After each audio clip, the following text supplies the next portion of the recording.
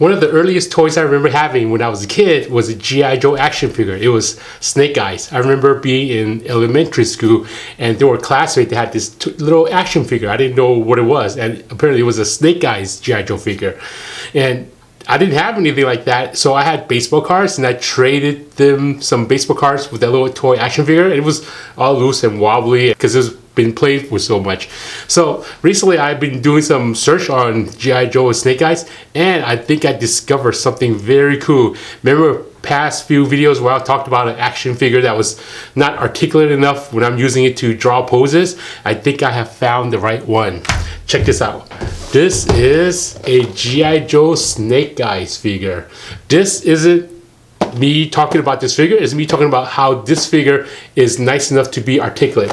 I'm going to show you how. I'm going to open this up, and this is the figure right over here. Who cares about the knives and stuff? I'm going to take this figure out. Look, they packaged it so well. And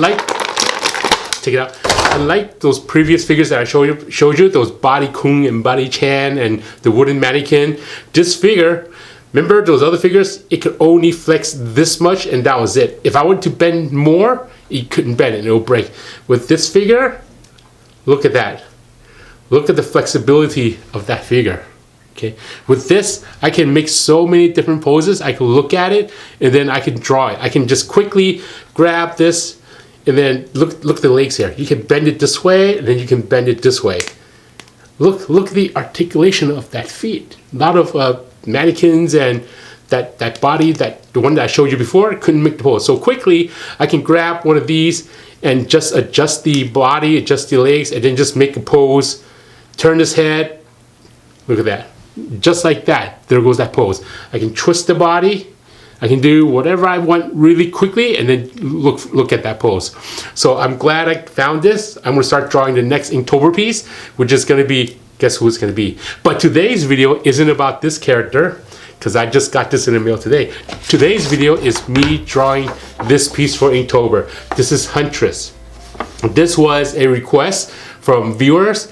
They asked, Walden, can you work on the next video? Can you draw Justice League Unlimited Huntress? So I decided, okay, Huntress, JLU, Justice League Unlimited. I worked on Justice League Unlimited, and that's based on Bruce Timm design. So I'm going to draw like Bruce Timm as best as I can. So I created this pose. So in this video, I'm going to show you how to draw, sketch, and ink this piece. So for those of you that know my video, my name is Walden Wong, and I'm a comic book artist for Marvel and DC. You can check out my website, it's waldenwongart.com, and also check out my Patreon. So without further ado, let's watch me work on this Justice League Unlimited Huntress piece. So this was a viewer's request. If you've been following my Inktober videos where I'm uploading daily videos, I would draw different characters, and the majority of those characters were from viewer comments. They would write down, draw this character or draw that character. And the Huntress came up a few times, and specifically Justice League Unlimited Huntress, that stylized art of the way Bruce Timm draws. A few years ago, I worked on Justice League Unlimited. You can see some of my previous videos where I introduced some of the trade paperbacks that I worked on, as well as the original art that made the trade paperback books. So check out those videos. So with so many requests on to draw Huntress, I decided, let's just go and draw Huntress. It would be fun. Yeah, Bruce Timm style is a really defined style of work. Even though I worked on Justice League Unlimited, I decided to just do research specifically on Bruce Timm. So I looked at the way he draws females, the pose, the curves, the faces, the heads, and then I decided to draw my own pose. I would look at the way he draws the line, the way he has characters standing, and I would draw the female character similar to how he draws it. And it would be a cross between my style and his style, not exactly mimicking his style. So I went in there and I drew the body shape before I decided to draw any of the detailed characters. So I've worked on Huntress a few times, actually. The first time I worked on a book for DC Comics, actually one of the first books I ever worked on for DC Comics was called JLA. JLA, short for Justice League of America. And in that series, I was the regular fill-in inker, actually. They had a team the penciler and inker, Howard Porter and John Dell, they were the regular art team when Justice League of America came out, JLA. And then DC Comics hired a regular fill-in team, which was Mark Pajarillo and myself. I was the regular fill-in inker. Every so often, I would ink Mark's work on the fill-in issues where the regular team needed a break. They would work on 4 issues, and they would need a break on 1 issue so they can catch up. And we would jump in there to work on a standalone issue. And every now and then, I would also help out on the regular side of the regular team. So that was fun. And the first time I saw Huntress was in that series. First time I inked the Huntress. I remember her wearing the outfit, and she also appeared in the crossover I worked on. It was JLA versus Witchblade. It was a DC Comics Top Cow crossover. So she appeared in that wearing some of the Witchblade on her body and face. So she appeared there. So that was the first time I ever worked on Huntress. And then fast forward a few years after that, I worked on JLU, Justice League Unlimited, which also had the Huntress. And this time it was stylized for Bruce Timm style, the animated style. So this was kind of fun being able to work on this, because when I was drawing this commission, it reminded me of the time that I worked on JLA, the first time I worked on DC Comics, and it also reminded me of the time when I worked on Justice League Unlimited. So that was pretty fun. So working on this figure, I started out creating the pose, and when I was happy with the pose, I started to draw the details. I started drawing her face, which I wasn't happy with so many times. I just kept drawing her face. I looked at it. I wasn't happy. I erased the whole face, and I redrew it again. And I erased it. I redrew it. I erased it. And I redrew. That's just something that I do all the time. I just erase and I draw until the art is perfect, at least perfect for me. And then I would lift it up to look at it straight on just to see if nothing is distorted. So I did some research online looking at Bruce Timm's work, and I was studying the way he would draw female characters, the way they stand, the way they pose, the way they position themselves. And also study not just the pose, but also the thickness of the arms, the thickness of the legs, the way he draws the curves. I would study all that. And then after that, I would go in here and I would start drawing out the figure, the pose. And then I'll go in there and start drawing the details. Now with the Bruce Timm style, he doesn't have any gray areas, which means there's no hatch lines, there's no cross hatch lines, there's no taper lines. They're all just a solid black, or a straight line, or a curved line, or a holding line. Just a line outlining the object or the body. And then for shadow, just one deep solid shadow. So here I sketch out the whole detail of the Huntress, and then I'm drawing in the cape. Originally, when I drew Huntress, it was too much to the left side, and there was a lot of empty space on the right side. So I decided to just flow some of her cape towards the right side of the paper, so it fills out the page nicely. So here, as I'm making it, I'm still changing the look of the Huntress face because I wasn't happy with the final penciling. So after inking it, this is how it's gonna stay.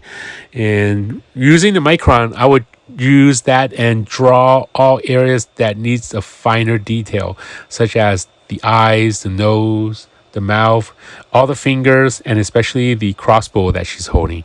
I can use a brush. Sometimes the brush is more wobbly, but using a micron, you have a flat dead line and it's pinpoint sharp, and you can just go in there and draw all the details very finely. So here I'm also looking at reference the way Bruce Timm would draw the Huntress crossbow, and I would mimic that style as close as I can. And here I'm drawing the pouches, her belt. And then after doing all the micron work, I would go in there and start using my brush pen. This is the brush pen that pretty much started it all for me. When I discovered this brush pen, I just started using it, and a lot of artists that seen my video, they're starting to use it. Even to this day, I'm still getting comments about how awesome this brush pen is, or I'll get messages, people say thank you for putting a video out there to show us how to use this brush pen. Just a few days ago, I got another comment. People were saying, I didn't know you can use these watercolor brush pens to do inking artwork. Are they good? And yeah, I've been using them for a good decade, maybe even longer, for a long time. And they're great brushes. They last a long time. They don't fall apart. You don't have to maintain it like a regular brush where you have to shampoo it, condition it, make it sharp, take care of it like a baby. This one, you just use it, put it away, put the cap back on, put it away. Next day, bring it back out and continue using it. So I use it almost every day, and I don't even need to wash it as often. Maybe once in a long while when the brush gets cruddy and dry, I would swoosh it in water a little bit and just to make it soft again, and I would start using it again. So after drawing all the details and inking all the details, all the lines, I'm going to go in there and use my brush to ink in all the solid black areas. This may seem easier than you think, because with regular comic book work where there's hatch lines and taper lines, I'm taking my time drawing one line at a time. But with the Huntress, there's so many straps and there's so many black areas. And when I'm inking a black area, I want that black area to be flowing across all the other straps that's covering it. Otherwise, you're going to have these lines that are crisscrossing each other underneath the flaps, underneath the wraps and the flaps and all those cylinder shapes, cylinder straps everywhere. So I'm just going in there and I'm inking in all the back areas and taking my time making sure that the left side and the right side flows through. So here I'm inking it, and then some areas are still wet, and I keep track of where it's wet. You'll see me rotate the page a lot, and usually when I'm rotating the page, I'm rotating the area that's still wet away from the bottom of my hand.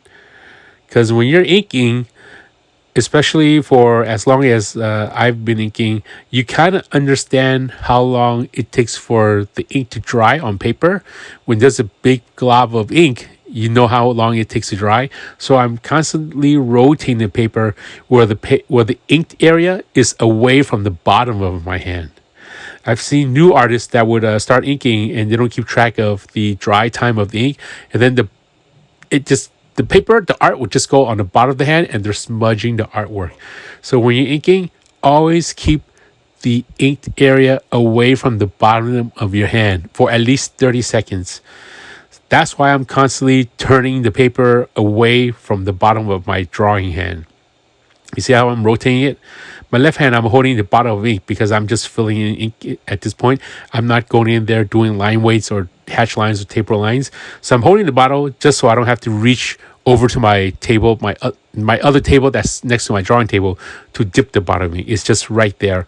And this is a little bit sketchy, holding the bottle of ink, because sometimes if you're not careful, you're dipping too fast and you bring the brush out of the bottle of ink, you can splash ink by accident.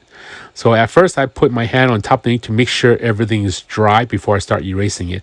I would just take the palm of my hand, press down the artwork, and then lift up, and I will look on the bottom of my hand to see if there's any ink there.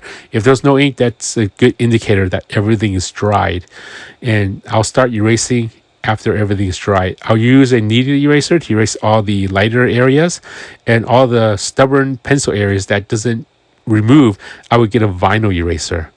And here, after erasing everything, because your vinyl eraser is so good at erasing, it sometimes erase some of the sometimes erase some of the inks, and then the inks will turn gray. When it does turn gray, I would just use a brush and I will go back twice and ink some of the areas to make it dark again. I don't ink exactly all the way to the edge. I would just ink on the inside just to make it nice and dark. Okay, and I make sure some lines are smooth and soft. And here I'm just, again, the same method where I'm inking away from the bottom of my hand, so there's no chance of me smudging it by accident. And then when everything's done, calling it a day, you just sign your name, and then there it is, all finished. There you go. That's me working on this Justice League Limited Huntress piece. I hope you enjoyed this video. Please like, share, and subscribe to my channel. Hit that notification button so anytime I upload a video, you'll be one of the first to see it. So until next time, actually next video, I think I'm just gonna draw this snake eyes. I'm gonna pose them up, use it, and draw it, and let me see how this works with the posability. Kind of loose over here, but it doesn't really make a difference if it's loose, as long as I can make that pose quickly. So until next time, I hope you keep drawing. Hope you enjoyed this video. And here is Huntress, and wait for my next piece, which is going to be a snake eyes. Take care, and I'll talk to you soon. Bye bye.